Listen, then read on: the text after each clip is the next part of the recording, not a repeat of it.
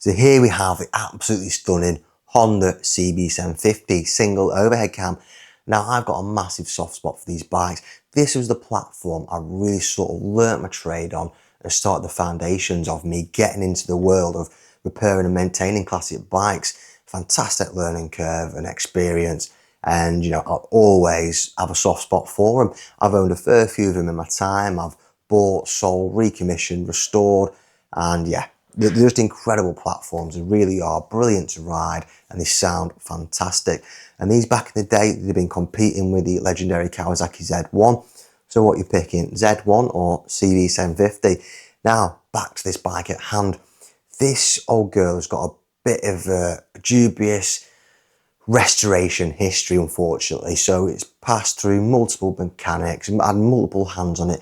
And when something's been messed with this much, I tend to try and avoid it because the recommission and repair process isn't always standardized, linear, or it doesn't react the way you want it to. It could be such a headache because people would have messed with things you wouldn't assume would have been molded and touched with. And I'm sure people have faced that in the past. Now it's had multiple engine rebuilds, multiple carb rebuilds, and yeah, it's just a mess and it runs terribly. It doesn't run at all. Now the owner's at the end of his tether and I do feel for him.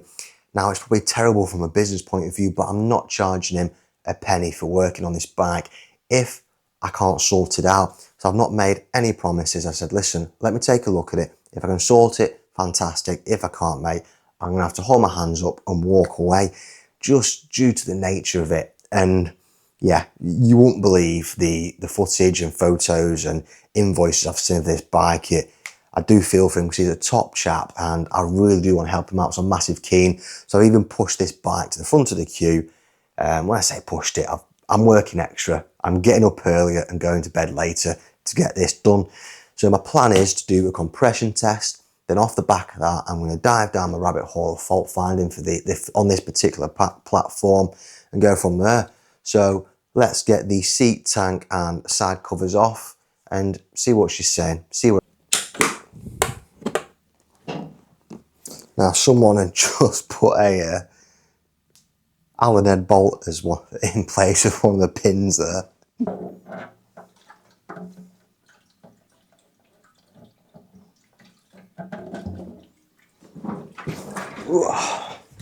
Always got to be mega careful when removing these covers. I can tell the repo covers because I can see a black outline what's not been painted. Yeah, people don't usually end up putting a little bit of red rubber grease on the rubber grommets, and yeah, you've got to be so careful not to snap them. You want to prise them outwards, not bend them, and take your time. They can be a real nightmare to get off. Oh, there we go. Just get your fingers behind them like so, prise, and like I say, pat them apart and they pop off. The originals are so, get back in shot, are so fragile. If I was to restore one of these bikes, I would put repo panels on just to avoid the owner of having the heartbreak of pulling off one of his original, you know, fragile side covers just to end up cracking it, especially one on the oil side. It gets really hot and they become fragile. It's the nature of the beast. So I would go for repo, and also I would paint both sides as well, just because it looks a lot nicer. When it's sat on the bike, you don't see that black board at the top. And when you take the part off and you see the paint, it just looks nice as well, I think.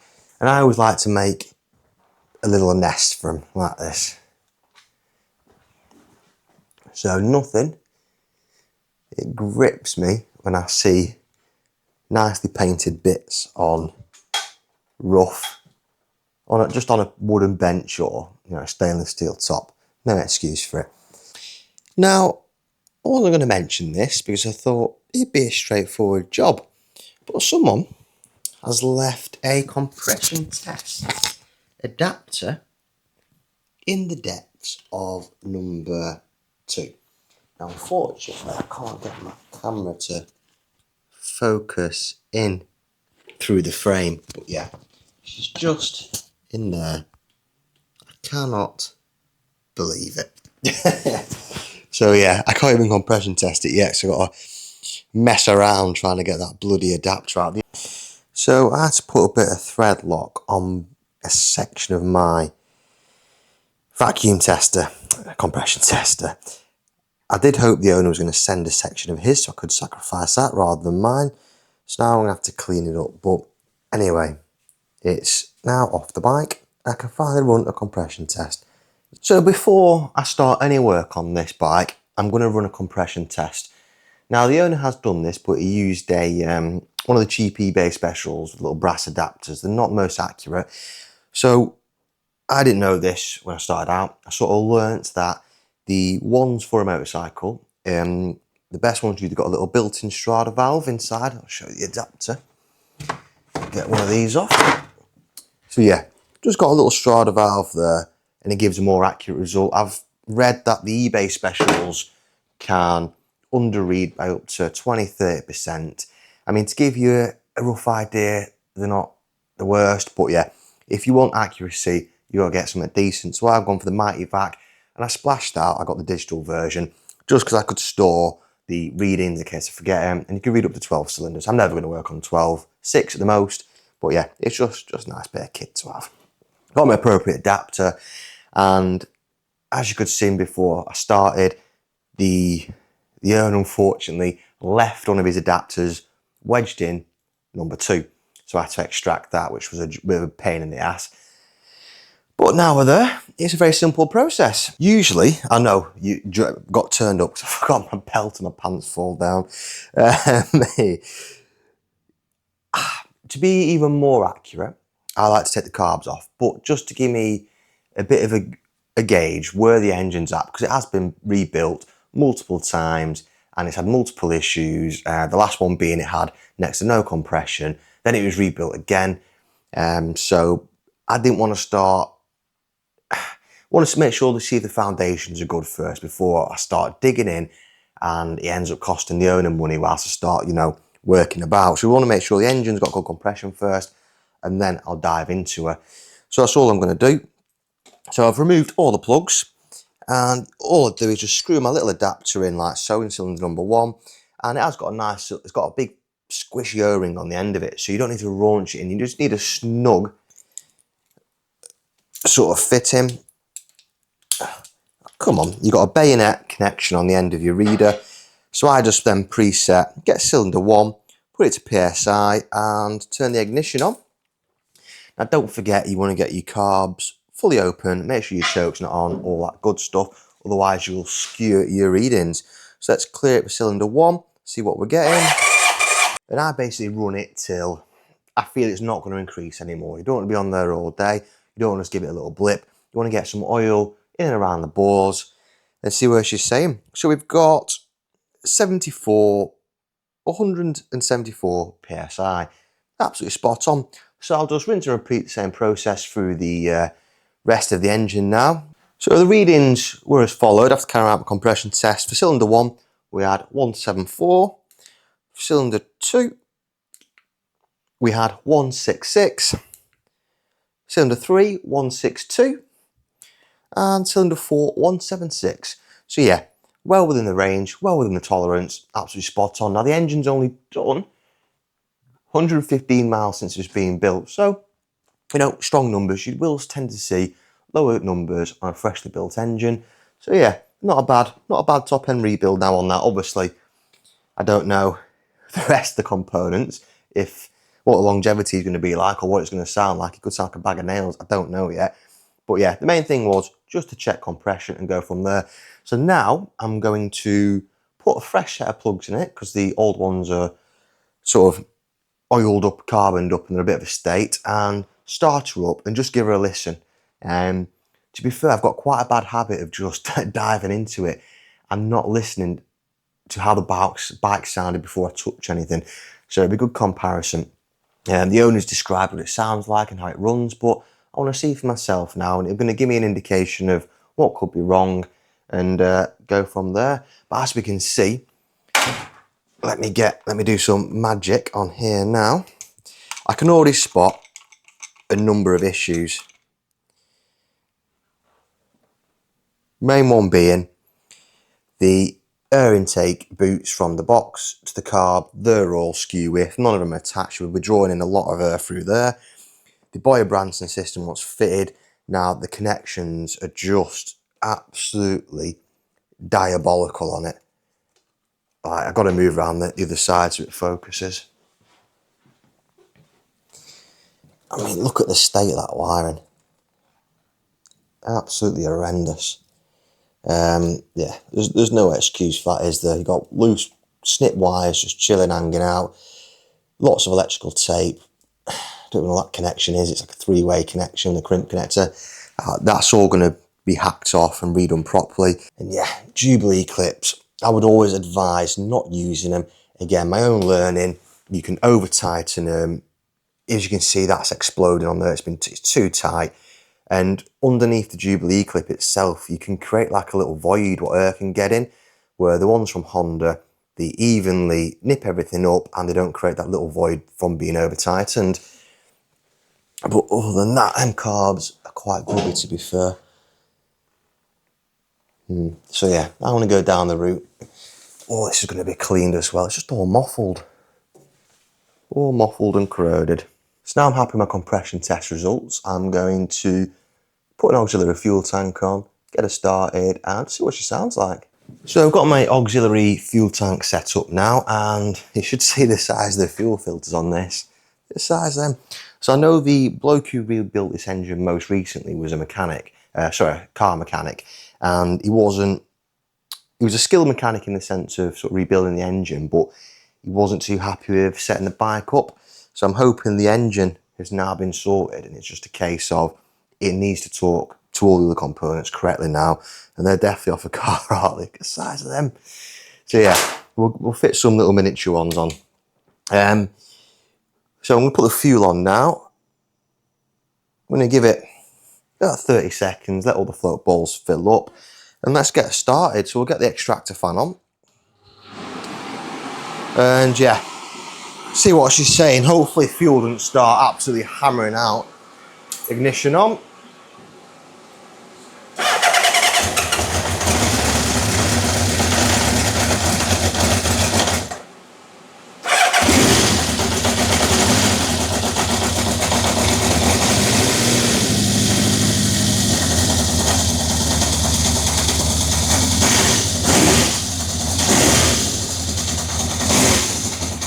Hear it fighting itself.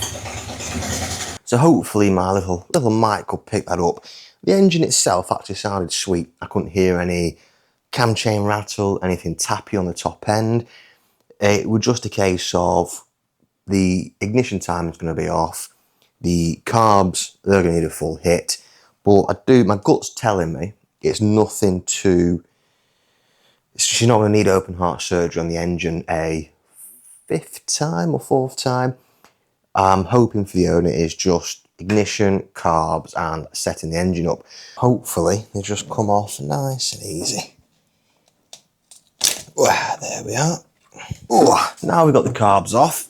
Scoot up now. I'll just get myself 4 metal trays, 1 for each carb body, my selection of tools over there which I'm going to need, and I always start off disassembling in my little plastic tray. I can't stress enough, you should be wearing gloves for this. It's typical, I've run out. You know, years of doing it, you don't want to start to absorb all the nasty through your skin. But yeah, it's like the generational thing, innit? It's like the blokes from the 70s, 80s, they start off with lead paint, asbestos, now microplastics, what are getting me, so I try and take care of myself. Yeah, I'm not one of them tinfoil hat people, I'm conscious about my health.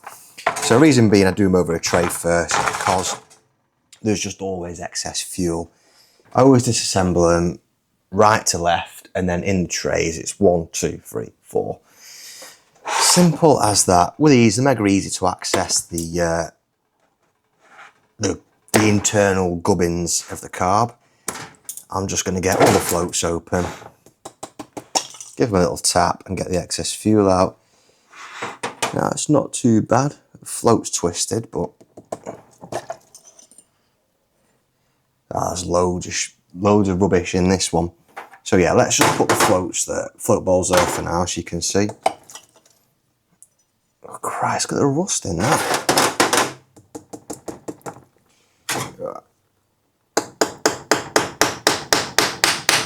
That one's stuck. And yeah, rust in that. So I can already tell the float heights are incorrectly set. Just I've just done this many 750s now. I know. The float ball gaskets, someone's ended up nipping that one. Just have a look at some of these. So let's take number 2. Got rubbish in that.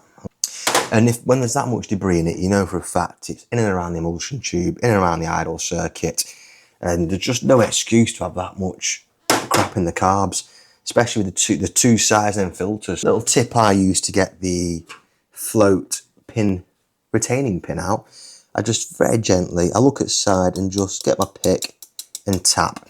You want to be so careful. Them two little aluminium arms, I've seen so many of them snapped over the years. And yeah, it just causes chaos. Let's take that out. She's going to need a new crush washer, but oh, for God's sake, tell someone's raunched this on, pissed, and it's, wait till you see this now. So this will be allowing fuel to bypass. Again, one of the many wonders. So have a look at this. I hope the camera picks that up. See how it's egged itself, and now it's actually missed the sealing point. So yeah, just poor assembly, not paying attention when building them together. And there is a little brass step you can see on there. Now that's been missed. Now a trick I like to do, I put these on first, and then I turn the carb upside down, and then I nip it up facing upwards slowly, and it makes sure. So if you do it when the carbs are inverted or upside down, there's a risk the little crush washer there can misseat itself and you end up nipping it and crushing it. So yeah, that was not sealing at all. So make sure you get a good Japanese industry standard vessel screwdriver. You'll notice it just fits the jets so much better, and it doesn't chew the ends up. It does kill me when you get a nice set of original jets and the ends are chewed to death. Now, are these original? No.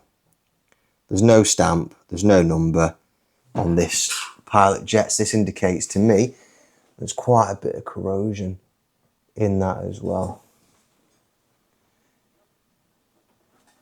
So this is just cheap. It'd be one of the cheap eBay kits with no stamping on it at all. Should see 40 on this if it was genuine Honda, repo or alike. Now usually I like to do this outside the carb body, but because I do know these carbs have been apart, I'm quite confident. Again, look at all that crap in the main jet there. Ooh, emulsion tube, let's get that out.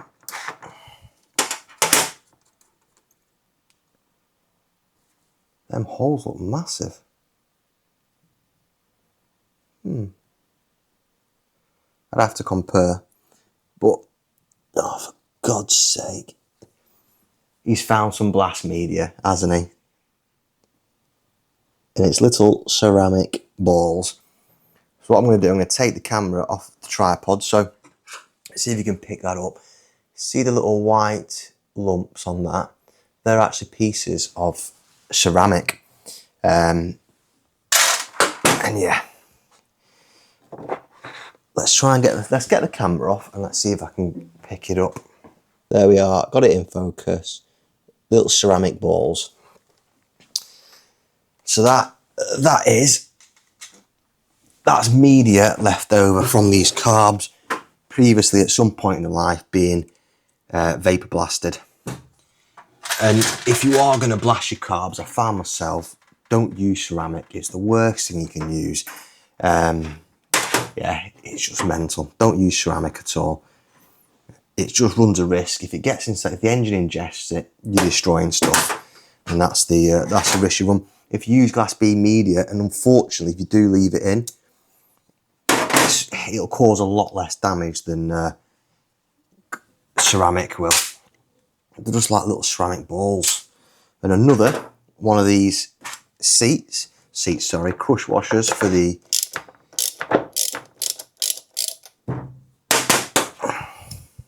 I wonder if we're going to get a full house of misaligned crush washers here. I'm just doing the final stages of stripping these carbs.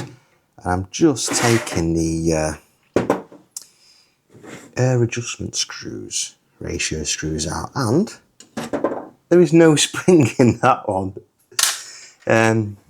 Yeah, let's just see what the others are saying. Yeah, it always surprises me what you find. Oh, we've got a spring in this one. So, get the magnet, comes out nicely. Sometimes just drop out. Sometimes you need a bit of a magnet on them. But yeah, I've always learnt now, expect the unexpected. This is tight. This is worrying. This is very tight. It should not be this tight.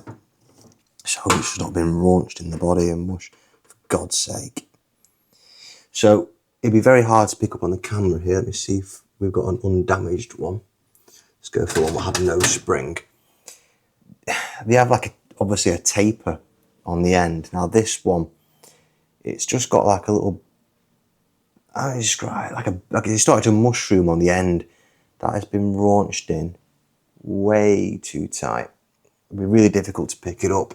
But yeah, have we got a spring in here? We've got a spring in here at least. But I wouldn't be surprised if the seating area for the base of that air adjustment screw has been chewed to death.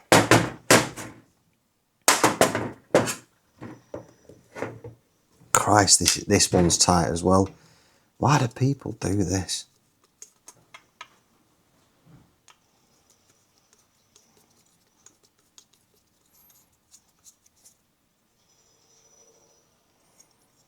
Yep, that one, oh, spring fell out. It started to get a lip on it as well. So that's knackered.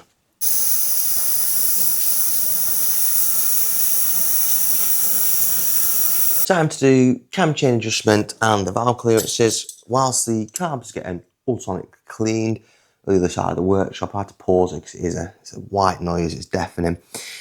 I've orientated the crank in the right position. All I'm going to do is undo my locking nut like so on the Tin Man's nose. Undo the little plunger retaining bolt, or however you want to call it. I get it nice and loose, put it back in my fingers like so. Nip it up. Now don't do it too tight, because what you could start to do is chew into the plunger itself and create little burrs in it, so it'll fail to adjust eventually. And nip that up again. You're not raunching it tight. It's a snugness, not a raunching tight. And I use the XO valve clearance method when doing these CB750s, as it's referred to. So TDC 1 and 4, I'll do exhaust and intake of 1, exhaust of 2, intake of 3, spin them around, exhaust of 4, intake of 4, exhaust of 3, and intake of 2, and that will be nice and nipped. So the carbs have gone through the final clean now, so it's now time to detail and reassemble. Some of the standout points I found on this sort of second stage of cleaning was one of the floats here. It's snapped and come away. So yes, that won't be doing its job. So I'm going to put a full replacement set of floats in this bike, just because if one's been damaged this badly, there could be little hairline cracks in the wreck. It's just not worth the risk. So let's just do it right the first time. So a full set of floats going in, along with obviously the correct kits. Now I would try and retain the OEM jets, but it hasn't got them. It's got no stamps, cheap jets, and obviously I've shown before, I'm quite impressed with this, the pilot jet has been twisted and the little tail on the end, the actual holes are now egged. Now, I don't know how this damage has been caused, if I'm honest. It's yeah, I don't know.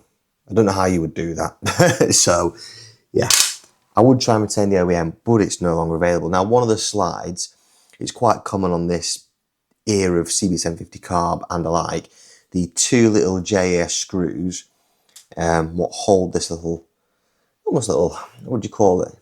Like a bird's foot on the bottom of the slide. They rust, they rot, and then become a nightmare to get out. So I've had to dig through my spurs. Luckily, I've got plenty of carbs for these bikes. So I've raided the Spurs coffer just because it'll be a nightmare to get that out. And yeah, they're just welded, they're rusted together. I could drill them, I could mess about, but all I'm going to do is get the correct slide fitted to it. And then when I've got some time, I'll drill them out, and yeah, it's a new set of screws for me. And to be fair, the base of this here is that rotten inside. I wouldn't like to use it again, to be fair, it'd just be mangled. So yeah, when I've got some time, I'll drill them out and chuck it back in my Spurs, and it might keep another customer's bike on road. What else did I find? That's just about it, to be honest with you.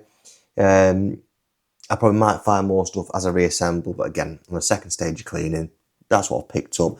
I could tell these gaskets at the top had never been replaced either, because it's had the original Honda sort of assembly glue on them, and they're just knackered, they're just cracked and crumpled now. But yeah, other than that, it's going pretty straightforward so far.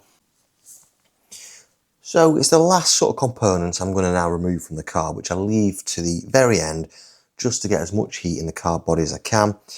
And yeah, it's just to prevent any damage to the body itself. There's a little brass seat in there, and I just get a little brass punch and poke her out like so, and just rinse and repeat that. These carbs, they feel warm still. They're probably about 30-40 degrees now. Now normally I would like them a little bit hotter, but that one just pretty much fell out. Some of them could be more stubborn, but I can't stress enough, don't do this process cold, and make sure, what I find out, the punch itself is seated inside it, and it's not going to scrape along the body of the carb. So yeah, mega crucial bit.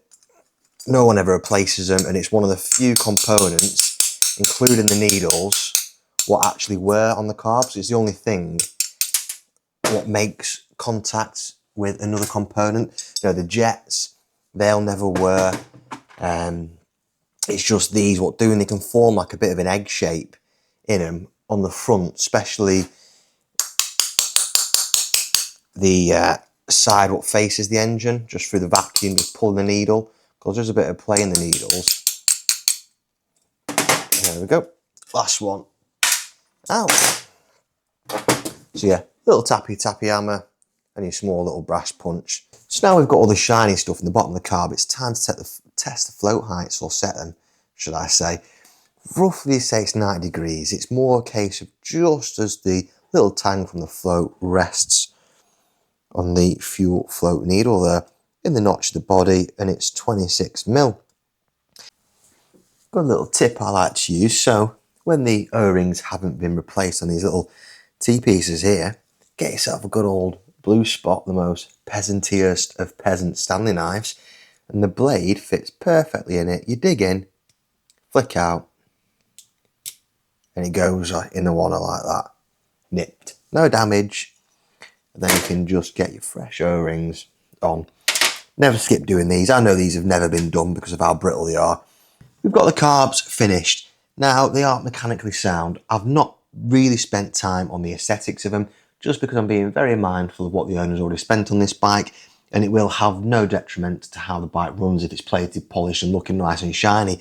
It just needs to be mechanically sound, and the components used the highest ones possible. Eagle Eyes viewers will notice it's got the wrong float ball on number 2. I've got a spare one what's in the cleaner at the minute, which I'll pop back on once it's back on the bike, but for now, just keep the original one on there. Well, the original wrong one fitted, just so I can get them back on the bike and get it running, and once that's clean, I'm happy with it. Then I'll swap it out so it orientates the correct way.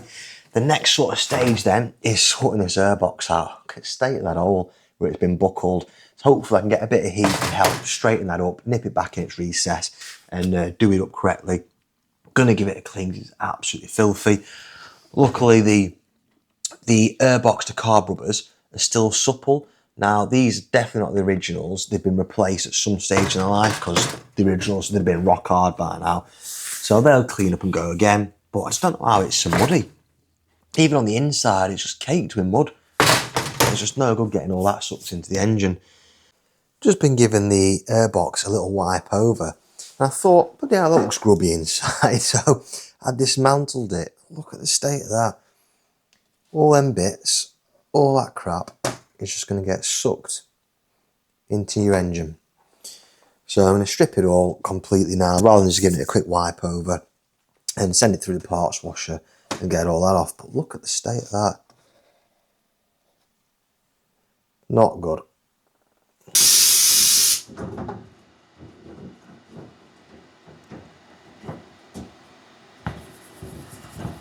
Airbox now clean, ready to go back together. There was a lot of debris in that, just lots of crap built up. It's almost like it'd been run without an air filter for years. I've never seen that much rubbish built up in it. Or the airbox itself was just in someone's bucket or parts bin for years to build up that much crap on the inside especially. But it's all fresh and the engine's no longer going to be sucking any crap in and bypassing the filter. So another airbox task. There's always one. It was so severely bowed on this side, even if I nipped it up nice and in line with the seal, all sweet, it was still popping out. So got my heat gun, heated it up, bent it back into shape as straight as I could get it, then held it in position, and then a bit of compressed air to get it cool nice and quick, and it's held that shape. So now the airbox can go back together anyway.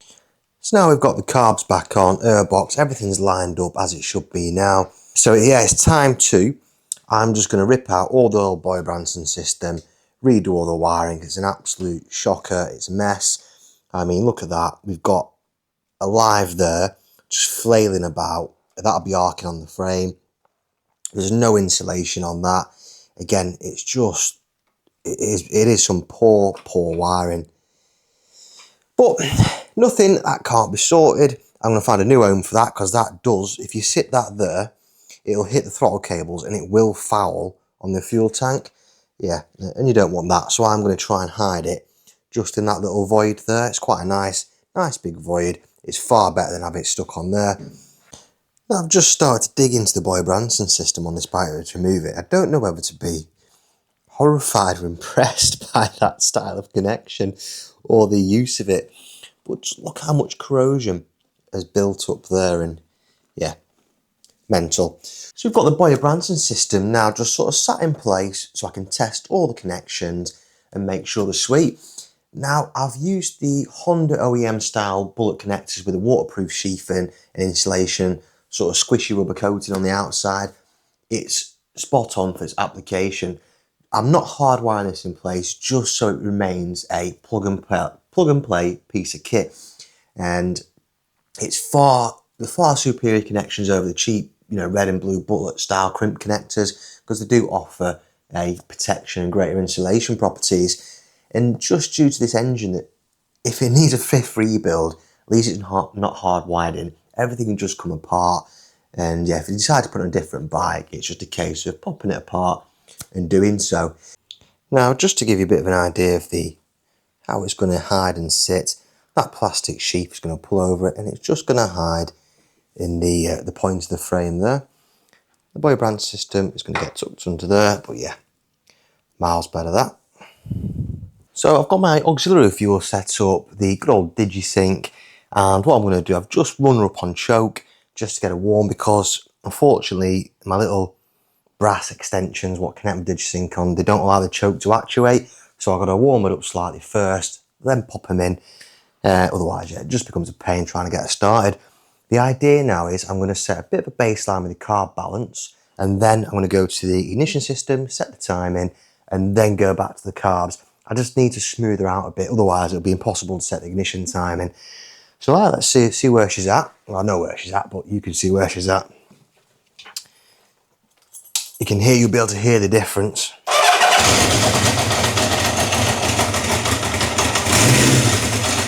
Hear that knocking, that slapping, doesn't want to idle. Let's get that sorted.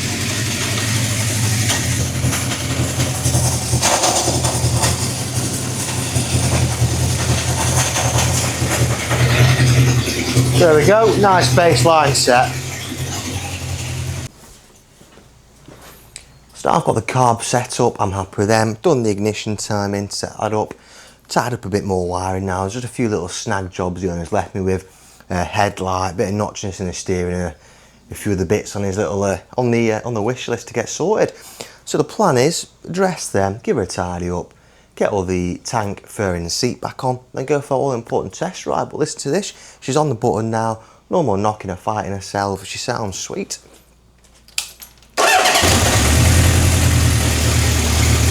What a world of difference, eh?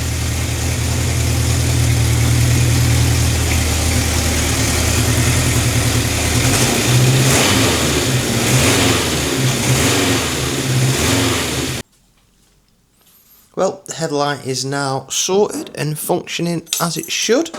We'll turn her on and we have power. High beam, low beam, high beam, idiot light, just about see it. Not the brightest thing in the world, but she works now. Fantastic. And does the park light work? It certainly does. Sweet. I know the carbs are back on now and the bike's built up, but one of the issues I forgot to mention was one of the float bowls, little brass overflow, had actually cracked, so I just filled up a bit of water here, just to show you. Oh, don't want to jet it everywhere. I've already jetted myself in the head once trying to do this. Look at that. Not good. But so I'm just investigating the notchiness on the steering. And there was a great saying I was taught years ago, and you need to know the corners before you cut them. So I've managed to basically separate the bearings and keep the bike sort of in a semi-built condition. Everything's been cushioned, everything's sat, there's nothing rubbing. I just wanted to sort of confirm my suspicions, right? I wanted to make sure everything was seated correctly, everything was flush, and it has done. It's just very, very dry. If you look at one of the bearings here, there's next to no grease on that. So I've absolutely packed the hell out the lower one, as you can see there. I'll do the same for the top roller bearing, make sure everything's nice and clean, re-grease it, pop it back on. I've had my camera, I can see the bottom one seated, and I visually can see the top one seated as well. So I've not had to remove the full front end of the bike. I've just been able to do it by, yeah. If I did see damage, if it were unseated, then yeah, I'd have to remove the front end to redo it, but that is not the case. So, pack them a grease, give them a clean, and that notchiness should disappear, he says. So the notchiness did not disappear. So I'm thinking, right, have I missed something? Am I going to have to strip it all and eat my words? Oh, the size of that fat horse bike fly my head. Yeah, the only shame about having a better camera, it picks up stuff like that. What I have found though, by elevating the front end, it's the front wheel. Hopefully you can pick that up. Let's get the camera on it. So, oh, a bit of magic camera-y. Thought I'll edit this embarrassing bit out. As you can see, the front wheel is not sat on its spindle correctly. Oh, bloody hell, it's a bit of a cracking speedo drive there as well. And then come to this side and make it more apparent. See the gap just there. And that will be doing the notchiness. And that bearing retainer isn't all the way in either. Who has touched these wheels last? So just before I take the wheel off, this is what I found. Look at that loose. Shocking. Everything's now nipped up and been lubricated. The bearing retainer is now flush. Luckily it wasn't too badly damaged. It's go again. Normally I would replace these, but the threads are all right. So yeah, spins freely and no more notchiness in it. All good. Time just to sort out that binding caliper. I was going to extract the pads, give them a clean, have a look, see what's going on, and make it serviceable. So pad has been cleaned up, and the inside the caliper, the little housing there for the pad, all that's been nipped, so she's no longer sticking. She moves nice and easy. So we've got the power bleeder ready to go.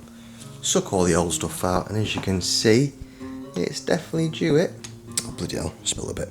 Let's clean that. Yeah, top tip, don't squeeze it when it's that full because it will squirt out. Yeah, disgusting. There's some fresh Mo 2.4 going in. So she's all bled up, all working sweet. Time for that test ride. Test ride. I've been mega looking forward to rolling out on this bike and just seeing if I've been able to nail it after all these changes, all the damage I've found. And yeah, it was a bit of a minefield for me. I've had to jet and tune around the areas of damage and concern. So the carb bodies have been damaged, unfortunately, so a clever bit of jetting and tuning, I've managed to overcome that. And the airbox, it still has a bit of a hole in it, so no matter how straight I could get it, I couldn't get it to seal perfectly. So I put a bit of tape on there now just to get the bike rolling. And despite all that, despite getting the carbs absolutely perfectly balanced, getting nice and smooth, not hesitant anymore, no more flat spots, she'll idle nicely, the primary change is still a bit noisier than I would like. So my gut's telling me, unfortunately, I don't believe the primary chains tensioner has been replaced on this bike during the rebuild. It's a real shame, but that's what my findings are indicating too. Despite, you know, the slight bit of air leaks on the carbs, it's not that detrimental to cause the slapping. Now on this video you're not going to really be able to hear it, it's not noticeable, especially when the bike's nice and hot like she is now. It's more from cold, sort of in the first 10-15 minutes it is noticeable. Now what I'm doing now, I'm just ensuring I've got a real crisp smoothness from the get-go. She settles down nicely, she's not dipping, she's not coughing or spluttering, so I'm just going to make my little tweaks on the carbs as I go. I like to sort of move in halves, quarters, and then the little fine just tweaks of the screwdriver. I put markers on the carbs, so I've always got a reference point, and from that reference point that's where I make my adjustments. So I made it a little bit too rich, I can feel that, so I'm just going to let a little bit more air in. Now it's a pain that the bodies have been damaged because it isn't a linear adjustment I'm able to do. For example, if I screw it out by a quarter, because the housing has been egged, scraped up and material's been removed, it doesn't react the way it should do. So for example, a quarter of a turn in reality might be half a turn due to the damage and the increased amount of airflow. But it's just something I'm tuning with, and it's a bit more of a headache for me, but it's nothing I can overcome.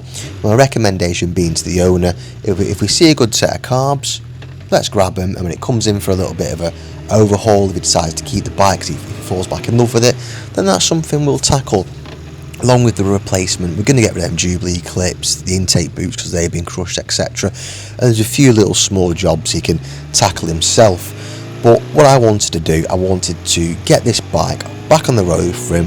He could enjoy it for the remainder of summer, because I do know it's been a long process for him and it's been a bit of a heartache. So I just wanted to be sensible with the budget and the cost, keep it as low as possible, be as practical as possible, but not compromise on, you know, the quality or the safety of the bike. That was the goal. Was get him back on it. He can get out there and enjoy it. That was the goal for me. It really was. So at the minute now, I'm just bimbling about, I'm stopping away from the junction just so I can feel my changes yet again, and I'm sort of feeling, yeah, I'm pretty much there. The good old bum dyno is quite attuned these days, so I'm just, yeah, I'm pretty happy with that, I'm pretty happy. But we're going to get to, what is a CB750 single overhead cam bike like to ride? Well, the real standout point to me is the handling is absolutely fantastic. Now, I'm going to say this is far superior to the rival, the Z1. In the corners, you will leave it to dust. These bikes do stick to the road very well. The seating position, the geometry of the bike, the setup, the suspension, it's effortless to turn, it's glide. It gives you so much confidence in the corners. You do, I'm not going to say this, it might be a bit dramatic, but the best way I could describe it is you feel like you're on rails for the type of bike and the era it hails from. It handles fantastically, considering, you know, it's pretty prehistoric suspension and braking. It does a damn good job. And also, most to note is the engine. It is far smoother than the Z1s. It definitely does lack that mid-range, you know, low-end mid-range torque. It does shift, don't get me wrong, but it's not, it doesn't give you quite that punch in the back and pulls you out the corners the same. It's more sails you out rather than drags you out. I'd say the top end is very similar. There's not much in it there. I mean, it is a shame the K2 to K6 bikes they went down from the K0s obviously had the 120 main jet. These are unfortunately running the 110s with a more restrictive airbox, the more restrictive exhaust due to the emission standards at the time, etc. So Honda unfortunately tamed these bikes, because if you was to, I've rode quite a few K0s, which we call them, they are a more raw bike. They are a lot quicker, notably quicker, and they do sound a little bit more brutal. Now unfortunately the exhaust, it does tame the sound these engines makes by quite a lot. And I would say the CB750 sound is a lot more refined than the Z1, so I personally do prefer the 750 sound over the Z1. Now for a straight line missile, the Z1 will leave a 750 for dust. There's no argument about it. There really isn't. But yeah, that's where I stand on the running and what bike would I have though? It would be a tough one. It would really be a tough one. I think I'd have to have both. No, in all seriousness, I will pick a early K0 or K1 CB750. I'd probably go for the K0 just because the cost to recommission and restore these bikes is pretty much the same no matter what model you get. And why I mean that is, say if you get a rough K0 project or a rough K2 project, as long as it's got the foundations, it pretty much costs the same to restore. So for an investment point of view, personally, I would go for the earlier bikes. It commands more money. Also, the K0, K1's just a bit quicker and a bit more raw of a bike. For me, it's the better version. And that's just my own personal opinion. People do like the more refined era of K2 to K6 bikes. They are a bit more subtle, less in your face, but I do like the raw, shouty earlier versions if I was to describe it. So now back to the bike at hand. What is this particular example of a K4 US import single overhead cam CB750 like to ride? Well, notably now, the bike is now safe and reliable. The owner will be able to get from A to B without any worries or concerns. She's not going to let him down. Now, unfortunately, due to her checkered wrist restoration and rebuild history going through multiple hands, she developed a little bit of a personality, I'm going to say. Now, it's nothing that can't be lived with. Notably, I don't believe the primary chain's tensioner has been replaced, so it's a little bit noisier than I would like them to be. And the gear fork selectors, I don't think they've been really well inspected or changed, because she's a bit of a pig to get into neutral, and going through the gearbox you have to be very assertive with it. You can't be soft. There's no risk getting a false neutral or getting stuck in between gears. It's just you've got to be really positive with the engagement. But that being said, now the engine is nice and smooth. She's on the button. There's no flat spots, despite the damage to the carbs and bits and this. I've had to jet and tune around. I'm now happy with the way she's running and riding. She can go back to the owner. He can enjoy it, because it's been a long time coming. I just want him to get back on the bike and all the heartache and all the grief, fall back in love with it and just enjoy it with the amount of energy and money he's had to pump into this. I really do feel for him. So how she's been performing for me over this sort of past week of going through multiple heat cycles, multiple checks. I've done some mileage on this bike now. I know she's going to perform well and not let him down. So I would say the brakes, they are adequate for the bike. I would recommend changing the front brake line. It's showing its age. There's a little bit of sponginess in the front brake. Rear brake is razor sharp. There's very rare they go wrong. Suspension, I'd say that's spot on now. I mean, for my weight and that, I don't feel like the front forks are lacking. The rear ones, they are what they are on here. It's quite a prehistoric suspension setup, to be fair, along with the brakes as well. But yeah, it's absolutely spot on. The bike as a package, she's now well rounded, despite a little bit of a personality you can live with. It's a good, solid, usable classic and a nice example of a 750. She looks stunning as well. She's been done right in all the right places, and she's very presentable. I've had some good compliments. I've been whispering around this bike and sort of stopping, and people have come over and said, "Oh, what's that?" or "What's the colour?" etc. She will draw attention. And now I sort of come to the end of my test ride. Once I get back home, and the following day I'll just confirm valve clearances, carb balance, cam chain adjustment, timing, etc. because, you know, I've done a bit of time on this bike and everything would have bedded in. Oh, look at the state of that. I can't stand litter. So I've got to pick this bit of litter up, throw it out my shot, get my photos, get my footage and pick it back up and get rid of it. Why do people do it? Honestly, it grips me. Proper scruffs. Right, hopefully it weren't too much waffling on that test ride. But yeah, look at her. She is stunning, isn't she?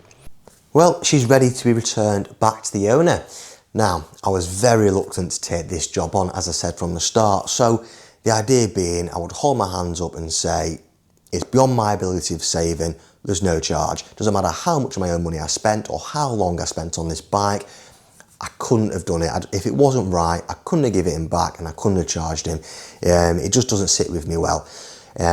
He's a top bloke and this bike has had one hell of a checkered history and it's been a long and painful process for him. So I was very sympathetic to the cause. Now, I made no promises when I took this bike. And the countless amount of damage I found whilst I was sort of digging about and trying to set my baseline, notably being to the carb bodies themselves. Each one of the mixture screws has been bottomed out, raunched up that much. Even the end of the brass tips has been mushroomed. It's caused a mess. Now, I've managed to jet and tune around it to make it safe, rideable and reliable. But in an ideal world, with unlimited funds, I would have 100% got a new set of carbs, rebuilt them and popped them back on. Same goes to the ignition system.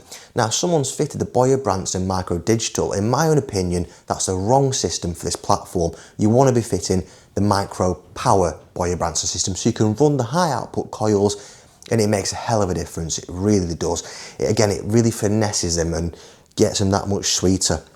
But again, there's nothing wrong the way she's set up now. But if we had limited money, that's what I'd do. Same goes for this entire bike. I'd have stripped it down to a frame, I'd have rebuilt the engine and done the whole lot again. But we've got a sort of a rope we've got to walk when we're doing these bikes, especially when you're working with a timeline and a budget. The owner wanted to just set up so we could enjoy it for the last bit of summer, because when she arrived to me, she wouldn't run at all. She'd run on choke, she'd rev her head off, she wouldn't idle and she sounded horrifically lumpy. It weren't rideable and it weren't safe and you end up damaging something. So, with a clever bit of jetting and tuning and some tweaking here and there, despite the damage, even around the engine there's case damage. One of the arms, what holds the Boyer-Branson plate, that's been sheared off. I've managed to get her sorted. So thankfully, I'm getting paid. Now, I have wrote up a list of recommendations and notes, which I would do. So if he enjoys the bike and wants to keep her, then that's the sort of things I would address going forward. So when it comes back to me as a bit of a winter service and check over, I can sort out any niggles, what may arise, and then we can apply them recommendations. But for now, he just wants to get her back and enjoy it. And I fully support that decision. I really would. Because imagine you spent so much money and it's been years in the making, this process. You just want to get on and see if you'd enjoy it in the first place before you even consider investing any more time and energy into a project. Because it's so easy to lose faith in classic bikes, really, especially when it's been messed around this much. But no, I'm happy. I made up for the bloke and I can't wait to get the feedback and him just say, listen, mate, I love it.